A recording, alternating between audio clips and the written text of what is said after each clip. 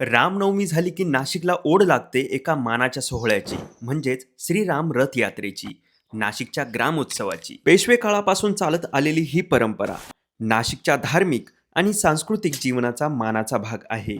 सवाई माधवराव पेशव्यांच्या आरोग्यासाठी श्रीमंत गोपिकाबाई पेशव्यांनी प्रभू श्रीरामांना नवस केला होता आणि आरोग्य लाभानंतर प्रभूंना श्रीराम रथ अर्पण करण्यात आला. कामदा एकादशीच्या संध्याकाळी प्रभू श्रीराम नाशिककरांना दर्शन देण्यासाठी काळाराम मंदिराबाहेर येतात. मंदिरासमोर दोन रथ सज्ज उभे असतात, श्रीराम रथ आणि गरुड रथ. भोगमूर्ती राम रथात विराजमान होतात तर पादुका गरुड रथात स्थानापन्न होतात. जयघोषात यात्रेला सुरुवात होते. रामरथ ओढण्याची सेवा परंपरेने मानाने जपली गेली आहे. रास्ते आखाड्याकडून रामरथ तर श्री अहिल्याराम व्यायामशाळेकडून गरुड रथ ओढले जातात.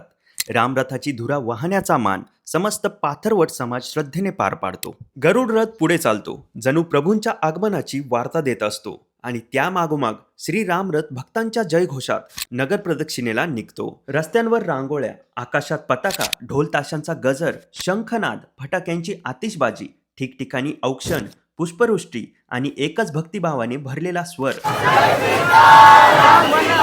रामकुंडावर पोहोचल्यावर वेदमंत्रांच्या घोषात गोदावरीच्या अमृत जलाने प्रभूंना अमृत स्नान घातले जाते.